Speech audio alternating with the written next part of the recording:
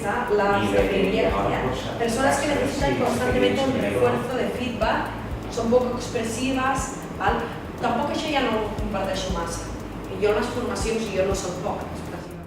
El 14 i 16 de juny, al Servei Local d'Ocupació de l'Ajuntament de la Palma es va dur a terme un taller sobre la imatge personal en la recerca de feina, contractat a través del recull de formacions de la Diputació de Barcelona. Qui actua així. En aquest taller, dirigit al públic en general, els assistents, aturats d'entre 40 i 50 anys, van rebre consells sobre com adaptar correctament la seva imatge personal en un procés de selecció laboral.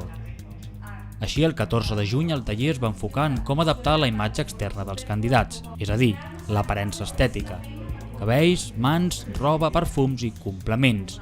I el 16 de juny es van donar eines per treballar l'aparença interna i modificar certes conductes com el llenguatge no verbal, les salutacions, les expressions emprades davant d'un entrevistador o entrevistadora i la postura corporal. La necessitat de l'usuari, en aquest cas, és molt la por d'anar a una entrevista, de què em preguntaran, de com puc defendre un temps en blanc en el currículum, com vaig deixar una feina, no? I potser nosaltres donem aquests tipus de consells sobre què pots dir quan et fan certes preguntes que ja són molt típiques en les entrevistes, no? Doncs, per què vol treballar amb nosaltres, no? O parli'ns de vostè, o al final té alguna pregunta, no? Quan et fan aquests tipus de preguntes en una entrevista, què podem respondre en funció enfocat de cara a l'empresa. Mostrar el vostre interès per tindre una feina estable, de que voleu una feina que tingui continuïtat, una feina estable, que us proporcioni aquesta estabilitat econòmica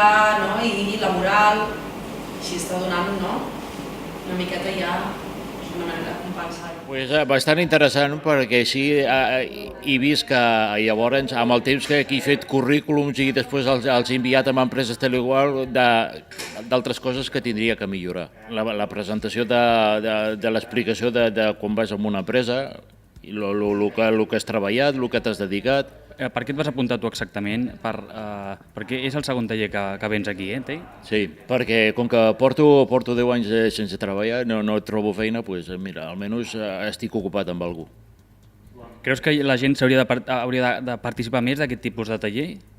Home, si n'hi ha gent que tenen el mateix problema que jo i no fan res a casa seva, doncs almenys farien alguna de profit, dic jo. Es que si no sabe hacer nada, hay la posibilidad de enseñarlo. Pero algo tiene que saber. El feedback ha estat bé. Aquesta formació, aquest taller que fem, normalment l'enfoquem molt a que hi hagi molta participació per part de l'usuari.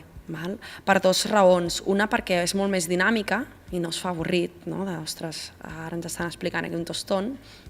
I dos, perquè entre ells, que al final jo soc la formadora, vinc a explicar unes coses però me'n vaig, ells que es queden aquí, que són del mateix poble, o no, en aquest cas de Palma o de voltants, ells al final es van retroalimentant una miqueta amb les seves experiències i això els motiva en veure que no es troben sols, que no són ells els únics que estan en aquesta situació i es poden donar consells entre ells sobre més real sobre la situació. Quan et diuen no fa falta experiència, jo m'estic referint a que suposo que no fa falta que sàpigues dominar molt, però sàpigues. Clar, és com si ara hi ha un anunci d'una obra para construir una casa i dic, bueno, no hace falta experiencia, voy yo y lo he hecho. Clar, suposo que sí, però al final n'aprendré, però clar, no ho he fet mai, és que igual m'ha